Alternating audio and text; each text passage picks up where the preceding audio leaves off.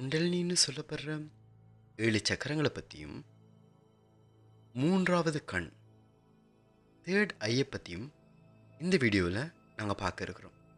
நான் Gajarthan Nagaratnam, law of attraction mind coach. அது என்ன மூணாவது கண்? நம்ம யாருக்கு இந்த மூணாவது கண் இருக்குன்னு சொல்லுவோம்? சிவனுக்கு சொல்லுவோம். அவர் நெற்றி கண்ணை திறந்தார். இந்த நெற்றி கண்ணில் வர்ற துகள்களை கொண்டு நெருப்பு கொண்டு எதிரிகளை அழிச்சார்.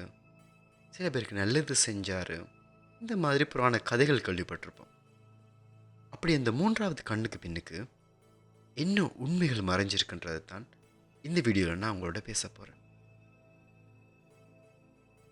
இந்த 5 புலன்களில் வர்ற கண் இருக்கு தானே, அந்த கண் இந்த மூன்றாவது கண் கிடையாது. இது ஒரு சக்தி. இது என்ன மாதிரியான சக்தின்னு சொன்னால், எல்லாத்துக்கும் பின்னுக்கு என்ன இருக்குன்ற அந்த ஞானத்தை அறிஞ்சு கொள்கிற சக்தி. இந்த காலங்களை கடந்த தெளிவை எடுத்துக்கொள்கிற சக்தி. அதுதான் இந்த தேர்ட் ஐ, மூன்றாவது கண். இந்த 7 சக்கரங்களை பற்றி பேசும்போது எல்லாருமே 7 சக்கரங்கள் இருக்குது, அதுக்கு இப்படி சக்திகள் இருக்குன்னு சொல்லும்போது நான் சொல்லியிருந்தேன், மொத்தம் எங்களோட உடலில் 114 சக்கரங்கள் இருக்குன்னு. நிறைய பேருக்கு அது புரியவே இல்லை, குழம்பி கொண்டாங்க. முதல்ல ஒரு அடிப்படையான விஷயம்னு நான் உங்களுக்கு சொல்லித்தரேன். நீங்கள் நினைக்கிறத போல இந்த உடலில் எந்த சக்கரங்களும் இல்லை. அது ஒரு கற்பனையில் உருவாக்கப்பட்டது. ஒரு தெளிவுக்கும் யோகா பயிற்சிகளை மற்றவங்களுக்கு சொல்லிக் கொடுக்கறதுக்கும், அந்த படிமுறைகளில் அவங்க சரியான வழியில் போகிறதுக்கும், அதை இலகுவாக்குறதுக்கும் கொண்டு வரப்பட்ட ஒரு முறை தான் இந்த சக்கரங்கள். உங்களோட உடம்புல நரம்பு மண்டலம் ஒன்று இருக்கிறது உங்களுக்கு தெரியும் இல்லையா? அந்த நரம்பு மண்டலங்கள் எல்லாம் எங்களோட முள்ளந்தண்டில் வந்து இணையதுன்னு நம்ம கேள்விப்பட்டிருப்போம். அந்த இணைகிற நரம்பு மண்டலங்களோட ஒரு மைய புள்ளிகள், அந்த மெயினான மைய புள்ளிகள் தான் 114 இருக்குது. அதைத்தான் 114 சக்கரங்கள்னு விவரிக்கிறாங்க. அதில் 7 மெயின் சக்கரங்கள் இருக்குது. அதைத்தான் இந்த குண்டலினி சக்கரங்கள்னு சொல்லிக்கொள்கிறாங்க. அதில் ஒன்று தான் இந்த மூன்றாவது கண் என்று சொல்லப்படுற தேர்ட் ஐ சக்கரம்.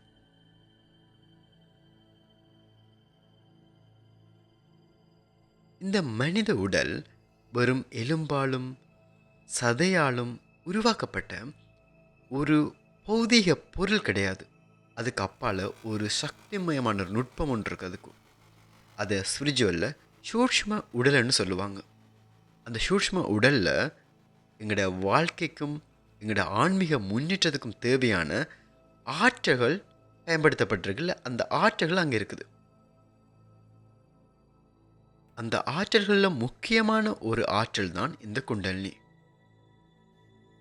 இந்த குண்டலினி யோகம் செய்கிறது மூலமாக தாங்கள் யாருன்றதையும், தாங்கள் உண்மையில் எங்கே இருந்து வந்தனாங்கன்றதையும் அறிஞ்சு கொள்வது மூலமாக இந்த பிறவியோட நோக்கத்தை சரிவர அடைகிறது தான் இந்த குண்டலினி யோகத்தோட ஒரே ஒரு நோக்கம். ஆனால் இந்த குண்டலினி யோகம்னு சொல்லும்போது இந்த வாழ்க்கையில் இதை எப்படி பயன்படுத்தலாம்? இந்த குண்டலினி யோகம் செஞ்சால் எனக்கு பிஸ்னஸ் நல்லா வந்துடுமா, என்னோடய உறவு முறைகள் சரியாக வந்துடுமா என்ற கேள்விகளை எப்போவுமே கேட்பாங்க. இல்லை அதை செய்கிறதுக்காக கூட மற்ற இடங்களில் போய் சில குண்டலினி ப்ராக்டிஸ்ன்ற பேரில் வேறு ஏதோ ஒன்று செஞ்சிட்ருக்காங்க. ஆனால் உண்மையிலே இந்த குண்டலினி இந்த வாழ்க்கையில் இருக்கிற பிரச்சனைகளை சரி பண்ணுறதுக்கான ஒரு நுட்பம் கிடையாது. இது இந்த வாழ்க்கையை கடந்து அங்கே இருக்கிற பிரச்சனைகளை சரி பண்ணுறதுக்கான ஒரு முறை தான் இந்த குண்டலினி. தவிர ஒருவேளை நீங்கள் இந்த குண்டலினியை சரிவர பயன்படுத்திட்டீங்கன்னா உங்களோட வாழ்க்கையில் நீங்கள் சக்ஸஸ் அடைஞ்சு கொள்ளலாம். இந்த வாழ்க்கையில் நீங்கள் சிறந்த ஒரு முன்னேற்றமும், நீங்கள் கஷ்டப்படாமல் மற்ற விஷயங்களை அடைஞ்சு கொள்றதுக்கும் இந்த குண்டலினி பயன்படுமான்னு கேட்டால் ஆமாம், கண்டிப்பாக பயன்படும். ஆனால் அதனோட நோக்கம் அது கிடையாது. அந்த நோக்கத்துக்காக இதனை பயன்படுத்தவும் கூடாது. இந்த குண்டலினி யோகம்ன்ற பேரில் மற்ற இடங்களில் இல்லை வாசி யோகம்னு ஏதோ ஒரு ப்ராக்டிஸ் ஒன்று மற்ற இடங்களில் உங்களுக்கு சொல்லிக் கொடுத்துருப்பாங்க. சக்கரங்களை ஆக்டிவேட் பண்ணுறோம், தேர்டையை ஆக்டிவேட் பண்ணுறோம். ஸோ இந்த மாதிரி பயிற்சிகளை சிறுவை செஞ்சுட்டு வந்துட்டு நான் குண்டலினி யோகம் செஞ்சுருக்கேன், எனக்கு குண்டலினியில் நிறைய அனுபவங்கள் இருக்குது என்ற மாதிரியே ஒரு நினைப்போடு இருக்காங்க. ஆனால் அடிப்படை விஷயம் என்னென்னா, நீங்கள் செஞ்சிட்ருக்கிறது குண்டலினி கிடையாது.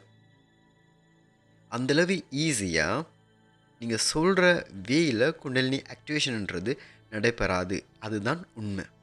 முதல்ல இந்த குண்டலினின்னா என்னென்னு உங்களுக்கு ஒரு தெளிவொன்று கொடுத்துட்றேன். குண்டலினின்றது ஒரு தமிழ் சொல் கிடையாது, அது ஒரு சமஸ்கிருத சொல். அந்த சொல்லோட அர்த்தம் சுருண்டு இருப்பதுன்னு பொருள்.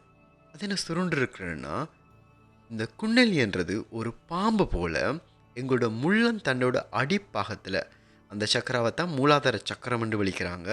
அந்த சக்கரத்தில் ஒரு 3.5 சுற்றுக்களாக ஒரு சுருண்டு இருக்கிற ஒரு பாம்பாக தான் இந்த குண்டலினியை குறிப்பிடுறாங்க.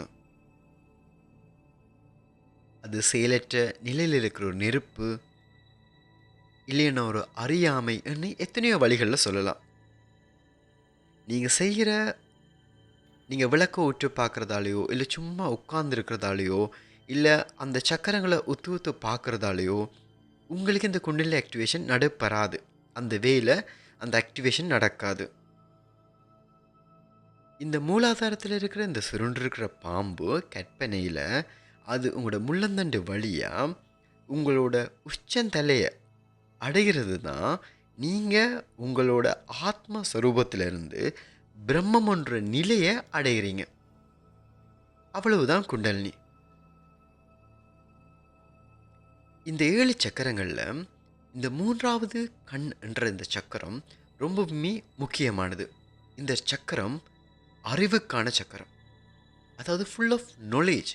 தேடை என்றது முழுக்க அறிவு சார்ந்தது.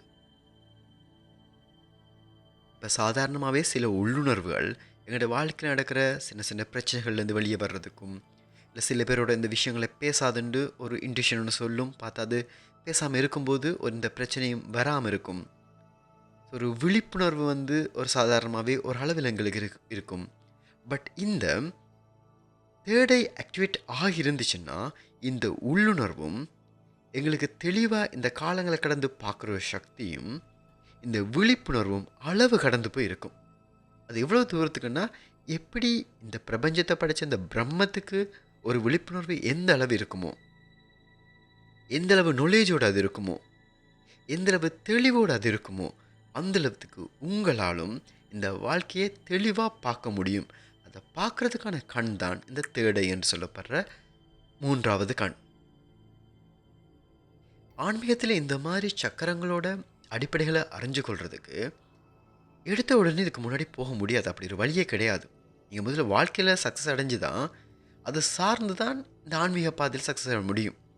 நான் வாழ்க்கையில் கஷ்டப்பட்டு கொண்டு பணத்துக்காக போராடி கொண்டு ஆன்மீக பாதையில் ஒருபோதும் சக்ஸஸ் அடைஞ்சு கொள்ள முடியாது. அப்போ அதன் காரணத்தால் தான் நான் ஒருபோதும் ஆன்மீக வகுப்புகள்னு இந்த வகுப்புகள்னு எடுத்த கிடையாது. நான் லோ ஆஃப் அட்ராக்ஷன் டீச் பண்ணி கொடுக்குறேன், ஏன்னா அந்த வாழ்க்கையில் இருக்கிற பிரச்சனைலேருந்து நீங்கள் வெளியே வாங்கன்னு சொல்லி. இப்போ அதோட அடுத்த கட்டமாக சிவசூத்திரம்னு சொல்லி உங்களை குண்டலினிக்கும் இந்த தேர்ட் ஐக்கும் உங்களை வழி நடத்துகிற முதலாவது பாதை. அதுக்காக அந்த செஷன் குண்டலினி சம்மந்தமான செஷன் கிடையாது. குண்டலினிக்கு போகணுன்னா முதல் உங்களை தயார்படுத்தணும். அதுக்கு நீங்கள் தெரிஞ்சு கொள்ள வேண்டிய விஷயங்களை தெரிஞ்சு கொள்றதுக்கு இந்த சிவசூத்திரம் செஷன் உங்களுக்கு உறுதுணையாக அமையும். இந்த குண்டலினின்ற பாதையை அடையிறதுக்கான முதல் அடியாக இந்த சிவசூத்திரம் வகுப்புகள் உங்களுக்கு உதவி புரியும்னு நான் நம்புகிறேன். சிவசூத்திரம் வகுப்புகளில் இணைஞ்சு கொள்ள விரும்புகிறவங்க கீழே டிஸ்கிரிப்ஷனில் நான் பிஎம்ஆக்டரோட வாட்ஸ்அப் கண்டெக்ட் நம்பர் கொடுத்துருக்கேன். கண்டெக்ட் பண்ணி டீட்டெயில்ஸ் கேட்டுக்கொள்ளுங்கள். 3 நாள் வகுப்பு உங்களுக்காக இருக்கும். அந்த 3 நாளும் நீங்கள் படித்து தெரிஞ்சு கொள்கிற விஷயங்கள் உங்களோட வாழ்க்கையோட ஆன்மீக பாதையில் மிகப்பெரிய திருப்பு முனையாக இருக்கும். இந்த சிவசூத்திரம் வகுப்புகள் உங்களோட வாழ்க்கையில் பண வரவை கொண்டு வர்றதுக்கோ, இல்லை உங்கள் வாழ்க்கையில் இருக்கிற பிரச்சனைகளை தீர்த்து கொள்றதுக்கான வகுப்புகளாகவோ அமையாது. இது முழுக்க அறிவு சார்ந்தும் ஆன்மீக நோக்கத்துக்காக மட்டும் இருக்கிற வகுப்பாக இருக்கும். ஒருவேளை உங்களுக்கு வாழ்க்கையில் பணம் சார்ந்தோ ரிலேஷன்ஷிப் சார்ந்தோ பிரச்சனைகள் இருக்குதா இருந்தால் அதுக்கு நீங்கள் ஈர்ப்பு விதி வகுப்பை தேர்ந்தெடுத்து கொள்ளலாம். அதில் நீங்கள் ஜாயின் பண்ணுறது மூலமாக உங்களோட வாழ்க்கையில் இருக்கிற பிரச்சனைகளை சரிவர நீங்கள் தீர்த்துக்கொள்ள முடியும். இன்னொரு வீடியோவில் நான் உங்களை சந்திக்கிறேன். நன்றி, வணக்கம்.